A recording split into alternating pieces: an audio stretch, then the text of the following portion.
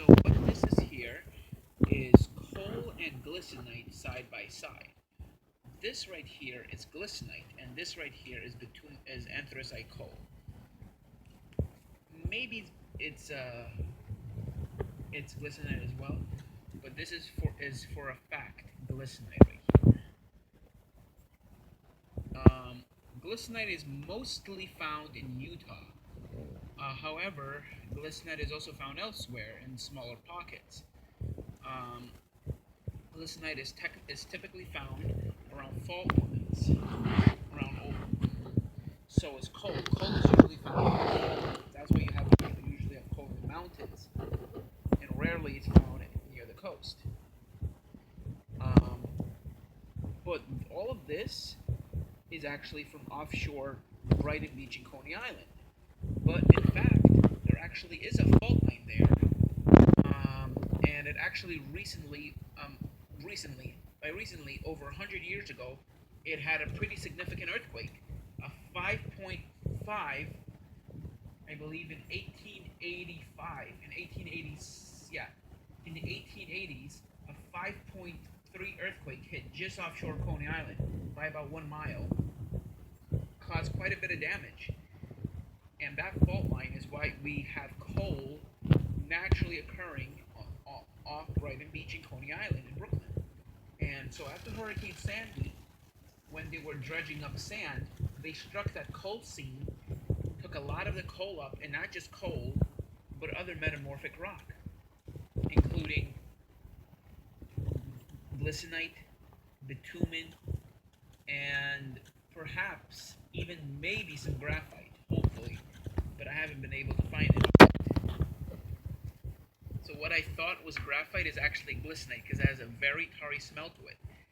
And when I put it under a flame, it actually began to melt into tar. So yeah, this is in fact glisonite right here. Natural glisonite from offshore Coney Island. But that's a bad thing too, because glisonite and coal is usually found in subduction zone faults, which are the most dangerous kind of earthquake faults. The Sumatra earthquake was a subduction zone fault.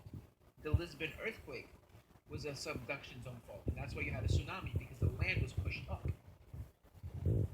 The earthquake in Japan was a subduction zone fault.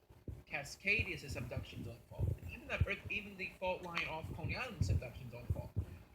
Which means, should it rupture, say it really ruptures and we have a 7 or an 8 magnitude earthquake, you can actually have a tsunami that could actually hit New York City.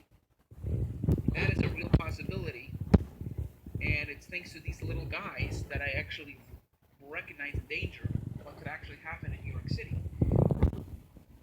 So New York City is actually under a high risk for earthquakes, mainly because of the local faults, which are still active. These are not extinct faults. They're dormant, but they are still active. We still have earthquakes here and there. For example, we had that big earthquake in Virginia on August 23rd, 2011. We had a magnitude 5.8 in Virginia. That was felt all the way up the East Coast as far north as Boston, and it even caused structural damage in New York City, cracking walls and upper floors of apartment buildings, and even toppling chimneys on one apartment building in Brooklyn that the building had to be evacuated. Even over 200 miles away, people were being affected adversely by the earthquake. And that's where you usually find coal, is in earthquake fault zones. Because the coal that's trapped underneath is then brought back up to the surface by geological forces, such as uplifting. So I do think New York City is in pretty great danger of having an earthquake within the next 100 years. It could be as soon as tomorrow, or as distant as 100 years. But we should prepare for an earthquake at any time. Thank you for watching. Have a great day.